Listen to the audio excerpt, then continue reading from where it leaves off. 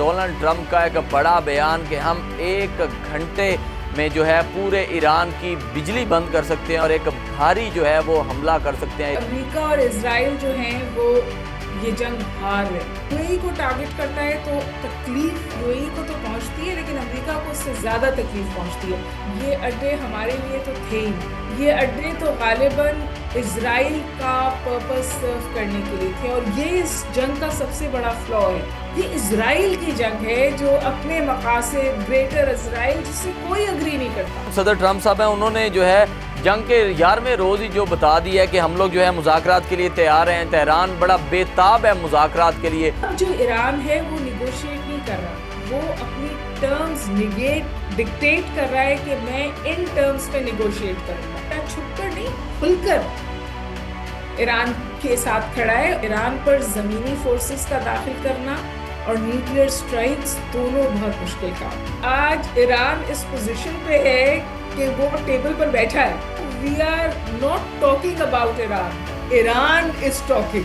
आज उन्होंने G7 के लोगों से बात की है, जंग जीत रहे हैं, लेकिन जब जंग कब खत्म होगी ये हम नहीं बता सकते। ईरान अभी कह रहा है कि ये जंग मेरी कंडीशंस पे खत्म होगी। अस्सलाम वालेकुम नाज़रीन, मैं हूं आपका मेज़बान सैयद अरम अब्बास। अमरीकी सदर डोनाल्ड ट्रंप का एक बड़ा बयान कि हम 1 घंटे में जो है पूरे ईरान की बिजली बंद कर सकते हैं और एक भारी जो है वो हमला कर सकते हैं ईरान का। और इसके बदले में अली लारजानी ने कहा है कि आप तो 1 घंटे में जो है वो बिजली बंद करेंगे ईरान की, लेकिन हम आधे घंटे में पूरे खित्ते की बिजली बंद कर सकते हैं। हम इस कदर जो है वो पावर रखते हैं। ईरान ने कुछ शराइत जो हैं वो अपनी बता दी हैं जंग बंदी के लिए। मेरे साथ इस वक्त जो है सीनियर एनालिस्ट हुमा बकाई साहिबा मौजूद हैं, इन्हीं से जानते हैं। अस्सलाम वालेकुम। वालेकुम सलाम।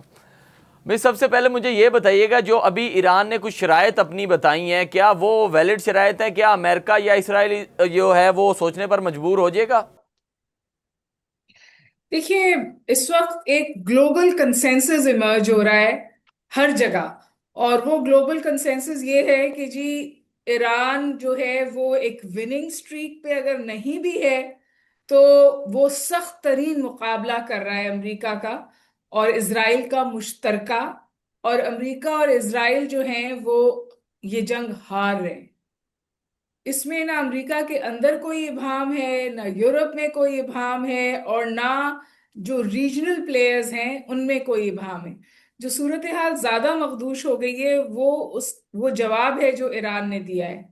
क्योंकि ईरान जाहिर है अमेरिका की तो बिजली बंद नहीं कर रहा, ईरान बिजली बंद कर रहा है यूएई की। क्योंकि सबसे ज्यादा टारगेट वो कर रहा है यूएई को। जब वो यूएई को टारगेट करता है तो तकलीफ यूएई को तो पहुंचती है, लेकिन अमेरिका को उससे ज्यादा तकलीफ पहुंचती है। अमेरिका के इन्वेस्टमेंट्स हैं यूएई में। जो यूएई के समझे जो यूएई का इन्वेस्टमेंट है अमेरिका में, वो सब इस वक्त स्टेक पर है। क्योंकि वहां पर तो एक रीथिंक आ गया है। वो रीथिंक ये है कि हमने जो इतने अरसे ये यूएस के अड्डे पाले, उनके साथ एक कन्वर्जेंस की, जब मुश्किल वक्त आया तो ये अड्डे हमारे लिए तो थे ही नहीं। ये अड्डे तो गालिबन इजराइल का पर्पस सर्व करने के लिए थे, और ये इस जंग का सबसे बड़ा फ्लॉ है। ये जंग आज ओनरलेस इसलिए है, इसको कोई ओन इसलिए नहीं करता, मैं इसको यतीम जंग कहती हूँ। अमेरिका के अंदर भी कोई इसको ओन नहीं करता। वो इसलिए क्योंकि ये अमेरिका की भी जंग नहीं है, ये खित्ते की भी जंग नहीं है, ये इजराइल की जंग है जो अपने मकासद ग्रेटर इजराइल, जिससे कोई अग्री नहीं करता, उसके हसूल के लिए ये जंग जारी है। और बाज दफा तो, एक मुझे जुमला कंप्लीट करने दीजिएगा, बाज दफा तो ऐसा लगता है कि जो प्रेसिडेंट नतन्याहू हैं उनके जो पर्सनल गोल्स हैं, वो जेल से बाहर रहें, उन पर करप्शन के चार्जेस ना लगें, वो अगले इलेक्शंस में एलिजिबल रहें, इन गोल्स के हसूल के लिए ऐसा लगता है ये जंग पूरी, अब तो खित्ते पे नहीं पूरी दुनिया पे इम्पोज की गई है। मैं एक चीज़ आपसे ज़रूर पूछना चाहूँगा। जो सदर ट्रंप साहब हैं, उन्होंने जो है जंग के 11वें रोज़ ही जो बता दिया है कि हम लोग जो है मुज़ाकरात के लिए तैयार हैं। ठीक है, तेहरान बड़ा बेताब है मुज़ाकरात के लिए।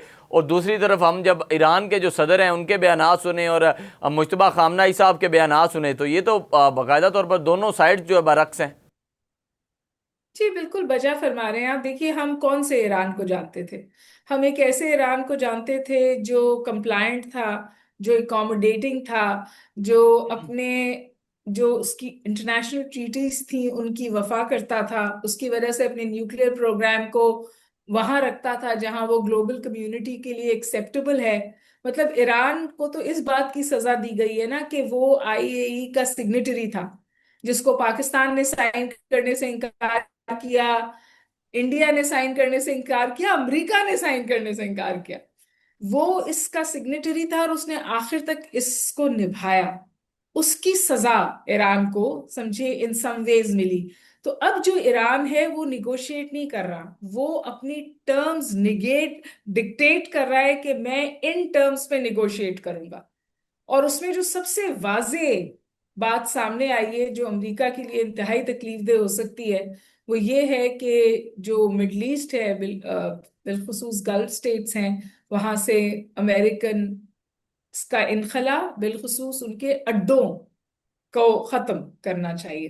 तो मेरे ख्याल है अड्डे वहां से खत्म हो जाएंगे, उनकी बिल्कुल वाजे डिमांड है। उसके साथ साथ उन्होंने सैंक्शंस के हवाले से भी बात की है, रीबिल्डिंग ईरान के हवाले से भी बात की है, their right to peaceful nuclear acquisition के बारे में भी बात की है। तो अब इस ईरान कह रहा है कि मैं निगोशिएट करने को तैयार हूं, लेकिन इन टर्म्स पर। और उन्होंने, मैं कहती हूँ, एक नया वॉर डॉक्ट्रिन है जो बिल्कुल उनका सामने आया है और वो होता हुआ आपको नजर आ रहा है, और वो है आई फॉर एन आई, जिसका आपने भी इशारा किया था। आप मैं मुझे, मेरे साथ ये करेंगे, मैं उसका इतना ही तकलीफ दे आपको जवाब दूंगा। जैसे कि जब उनके बैंक्स टारगेट हुए तो उन्होंने आइडेंटिफाई किए amazon, गूगल और दीगर ऑफिसेस जो फाइनेंशियल हब्स हैं मिडल ईस्ट में, कि मैं फिर इनको टारगेट करूंगा और मैं इनको टारगेट कर सकता हूं। जब आपने ये देखा कि अमेरिकन्स को उनके अड्डों से होटल्स पे शिफ्ट किया गया, तो हमें होटल्स पे भी टारगेटेड स्ट्राइक्स का हमें पता चला। और फिर अमेरिका को पता है कि ये जो जो मैं बैलिस्टिक मिसाइल्स फेंकता हूं, उनकी कीमत और जो उनके रोकने की कीमत है, वही इटसेल्फ इस वॉर को वॉर ऑफ एट्रिशन बना रही है ईरान के लिए। यानी Iran is in some ways bleeding US and Israel. Ma'am क्या समझती हैं कि ईरान ने इनको जो है वो मुआशी तौर पर बहुत ही ज़्यादा जो है वो कमज़ोर किया है? जी, ईरान को उन्होंने बहुत माशी तौर पे कमजोर किया है, लेकिन बाय डिफॉल्ट इस वक्त ईरान बेटर पोजीशन में है। वो इसलिए बाय डिफॉल्ट बेटर पोजीशन में है कि आपने अपनी मजबूरी की वजह से रशिया को स्ट्रेंथन कर दिया है इस वॉर में। उसका तेल खरीदा जा रहा है, रशिया ईरान की पुष्टपनाही कर रहा है। अभी उन्होंने ह्यूमैनिटेरियन एड भेजने की बात की है, और ये बात बिल्कुल वाजे, खुलकर, रशिया छुपकर नहीं, खुलकर ईरान के साथ खड़ा है। और उसको मजीद शय मिल रही है यूक्रेन में वो सब कुछ करने की जो वो अब तक नहीं कर सका था, और इससे यूरोप में भी परेशानी बढ़ रही है। तो आप देखिए कि हम कहते हैं कि थर्ड वर्ल्ड वॉर ऐसी तो होती है। इस वक्त तकरीबन आप देखिए इराक से, पोर्चुगल से आवाजें आ रही है, अमेरिका रेड अलर्ट पे, वो कहते हैं कि अमेरिका पे कोई टेररिस्ट अटैक ना हो जाए। तो मेरा ख्याल है कि हम वहां पिविट की हुई है सिचुएशन, कि या तो इस इक्वेशन में कोई बहुत बड़ी चीज एंटर होगी, for example a nuclear strike. और अगर वो भी एंटर होती है तो वो अमेरिका के लिए बहुत खतरनाक है। एक तो आप कभी ईरान के नक्शे को जहन में रखिए, ईरान पर जमीनी फोर्सेस का दाखिल करना और न्यूक्लियर स्ट्राइक्स दोनों बहुत मुश्किल काम। इसकी एक तो ईरान की ज्योग्राफी, क्या आपके ख्याल में अगर ईरान पे होगा तो इराक बच जाएगा, अफगानिस्तान बच जाएगा, पाकिस्तान बच जाएगा, सेंट्रल एशिया बच जाएगा? So look at the geography of Iran. Maximum what they can do is कि short range tactical missiles use करें, और वो भी मेरा नहीं ख्याल कि उससे पहले बातचीत तय हो जानी चाहिए। लेकिन अब इन सम वेज ऐसा लगता है कि यही ऑप्शन रह गई है, क्योंकि ये जो 21वीं सदी की जंग है ना जी, 21वीं सदी की जंग ये नहीं है कि आपके पास कितना कुछ है। 21वीं सदी की जंग ये है कि आप मेनलेस वॉर से कितना नुकसान पहुंचा सकते हैं। उमर साहब एक चीज़ मुझे बताइएगा, मैं यहाँ पर मेरे पास जो जो तीन शराइत ईरान ने बताई हैं, उन्होंने उन्होंने कहा है जी जंग जो है इस ही जो है कह लें कि खात्मा है उनका यही रास्ता है कि हमारे जो जायज़ हकूक़ हैं उनको तस्लीम किया जाए, ईरान का जो नुकसान हुआ है ठीक है उसका मुआवजा दिया जाए, उसके बाद आइंदा जहारियत ना होने की जो है सूरत में बैनुल अक़वामी ज़मानत दी जाए। क्या आपको लगता है कि इसराइल या अमेरिका इन शराइत पर आमादा हो जाएगा, और स्पेशली जो है जंग का नुकसान कि वो कह लें कि उसका भरपाई कर पाएगा अमेरिका? देखिए, इम्पोर्टेंट नहीं है कि वो ये शराइ माने या ना माने। अहम बात ये है कि आज ईरान इस पोजीशन पे है कि वो टेबल पर बैठा है। मैं एक जुमला कहती हूँ, we are not talking about Iran, Iran is talking. और वो अपनी मतलब द फैक्ट कि वो आज ये बातें हम सामने रख रहा है कि फिर अमन होगा, तो उसका मतलब है कि पूरा ईरान का एक ट्रिमेंडस कमबैक हुआ है ग्लोबल पॉलिटिक्स में। रशिया का एक ट्रिमेंडस कमबैक हुआ है as a very important nation. और मेरा ख्याल है कि इन टाइम आपको वो comeback in some ways China का भी नजर आएगा। चाइना अभी जरा, China is coming slow, but ये तो वैक्यूम बन रहा है ना। अगर अमेरिका इस वॉर से रिट्रीट करता है और एक ग्लोबल कंसेंसस इमर्ज होता है कि ये एक ह्यूमिलेटिंग रिट्रीट है या ये डिफीटिस्ट रिट्रीट है, चाहे प्रेसिडेंट ट्रम्प इसको जिस किस्म की भी अपनी समझिए फतह कहें, अगर ये ग्लोबल कंसेंसस बिल्ड होता है तो फिर एक सुपर पावर वैक्यूम क्रिएट होता है। और उस सुपर पावर वैक्यूम में जिसे कहते हैं ना, साइड विंग्स पे तैयार बैठा है रशिया और चाइना। तो मेरा ख्याल है कि सिर्फ ये जंग किस दौर खत्म होगी अहम नहीं है, ये भी अहम है कि कल की सुपर पावर्स कौन होंगी। और जो यूनिपोलैरिटी रोकने की हत्तुल इम्कान अमेरिका कोशिश कर रहा था, क्या वो यूनिपोलैरिटी ऑलरेडी कॉम्प्रोमाइज हो गई है? मैम यहाँ पर क्या समझती हैं कि अमेरिका ने जो है वो 50 अरब डॉलर जो है वो खर्च किए हैं अपने जो पैट्रियट डिफेंस सिस्टम है, और वो भी उनके वेस्ट गए। अमेरिका का अच्छा खासा जो है वो नुकसान करके रख दिया है इस वक्त ईरान ने। देखिए, अब ये जो परसेप्शन है ना कि मैं और आप जो ये बात कर रहे हैं, यही अमेरिका के लिए ह्यूमिलेशन भी है और डिफीट भी है। आज उन्होंने G7 के लोगों से बात की है और उन्होंने उनसे कहा है कि जी हम जंग जीत रहे हैं, लेकिन जब जंग कब खत्म होगी ये हम नहीं बता सकते। देखिए, जो ईरान की टेरिटरी है ना, वो Iran is a plateau, Iran में कोई दरिया नहीं है।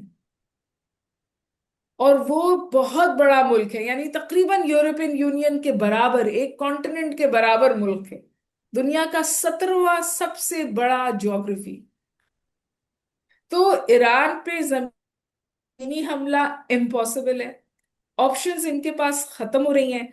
अब एक ही ऑप्शन बाकी है, और वो एक तो मैंने आपसे जिक्र किया था कि वो इस हाइट पे चले जाएं, एस्केलेशन ट्रैप में यहां तक चले जाएं कि वो न्यूक्लियर डायमेंशन के बारे में सोचने लगे। दूसरी बात ये कि वो बातचीत की तरफ आ जाए। और बातचीत के हवाले से इस वक्त रशिया एक्टिव है, चाइना एक्टिव है, पाकिस्तान बहुत एक्टिव है, तुर्किया एक्टिव है, मिडल ईस्टर्न स्टेट्स एक्टिव है। कोई खत्ते में ईरान से जंग नहीं चाहता। यहाँ पर मैं और ट्रम्प की ईरान बात, अभी कह रहा है कि ये जंग मेरी कंडीशंस पे खत्म होगी। ये समझिए, जो जंग का कैलकुलस है उसमें ये तब्दीली आई है। मिस उमा, मैं आखिरी बात करूंगा आपसे और इसी के साथ आपसे इजाजत लेंगे। ट्रंप अपने लोगों को बता रहे हैं कि हम लोग जंग जीत गए हैं, और दूसरी तरफ जो है ईरान के सदर वो उनको बता रहे हैं कि जंग आप लोगों ने शुरू किया और इंशाल्लाह ख़त्म हम करेंगे, और दुनिया को बताएंगे कि ईरान के पास अभी और ऐसा बहुत कुछ है जो अमेरिका और इसराइल को सरप्राइज करके रख देगा। वो अपने लोगों से ये भी कह रहे हैं कि न्यूयॉर्क टाइम्स ना पढ़ें, क्योंकि न्यूयॉर्क टाइम्स जो है वो जाहिर है हकीकी रिपोर्टिंग कर रहा है और उसमें ऐसा लग रहा है कि हम जंग जीत रहे हैं। बहुत सारी बातें उनके खिलाफ गई हैं। फॉर एग्जाम्पल, उन्होंने कहा था कि वो जो स्कूल में बच्चियों को उन्होंने हिट किया था, वो ईरान का हुआ। पेंटागन की रिपोर्ट है, अमेरिकन ने उस स्कूल के उनको हिट किया था। और उसके बाद ये जो किचन कैबिनेट है ना प्रेसिडेंट ट्रम्प की, ये हर दफा जब मुंह खोलती है they put there foot in their mouth. ये कोई ऐसा स्टेटमेंट देते हैं जो इनके गले पड़ता है। कहीं पे भी जो पब्लिक इंटरेक्शंस हैं उसमें ट्रम्प जो सख्त सवाल आते हैं जर्नलिस्ट की तरफ से, उसका जवाब नहीं दे पाते। पहले वो रशिया के हवाले से जवाब नहीं दे पाए, स्कूल में बच्चियों को जो मारा उसके बारे में जवाब नहीं दे पाए, और अब जो ये अपनी फतह का ऐलान कर रहे हैं, ये फतह के ऐलान के साथ भाई आपकी फतह हो गई तो आप बैक ऑफ कर जाएं, वो नहीं कर पा रहे कि कैसे वो कह रहे हैं कि फतह हो गई, G7 को भी नहीं बता पाए। मैं आखिरी बात गुजारिश आपसे करूं, मुझे लगता है हो सकता है ये जंग अभी रुक जाए, लेकिन ये तवील मुद्दत रुकी रहेगी, इसके बारे में अभी हमारे पास कोई क्लैरिटी नहीं है। क्योंकि 2025 में 12 रोज की जंग हुई थी, उसके बाद ये उससे ज्यादा एस्केलेशन के साथ हमला हुआ। हो सकता है अभी एक बार फिर पीछे हट जाए, लेकिन क्या जंग खत्म हो जाएगी खित्ते में? ये वो वजह है जिसकी वजह से ईरान शराइत रख रहा है और अश्योरेंसेस मांग रहा है। बेशक जी, जो ट्रम्प सदर अपने लोगों को बता रहे हैं, झूठी अपनी फतह जो अपने लोगों तक वो कह लें कि अपना पैगाम पहुंचा रहे हैं, लेकिन लोग जानते हैं इस वक्त जो है ईरान ने कितना जो है वो अमेरिका का और इसराइल का भारी नुकसान किया है। ये तो पूरी दुनिया जो है वो बता रही है। रिपोर्ट BBC की हो या न्यूयॉर्क टाइम्स की रिपोर्ट्स हो, उनकी रिपोर्टिंग पर भी जो है वो सवालिया निशान जो है सदर ट्रम्प साहब उठा रहे हैं कि इनको ऐसा नहीं करना चाहिए। आने वाले वक्त में क्या होगा, इस खित्ते में जंग रुकती है या नहीं रुकती? क्योंकि ईरान ने तो अपनी शराइत जो है वो सुपर पावर अमेरिका और इसराइल के आगे रख दी है कि अगर जंग रोकनी है तो ये हमारी शराइत है, आप इन पर गौर कर सकते हैं। अपने होस्ट को दीजिए इजाज़त। अल्लाह हाफिज़।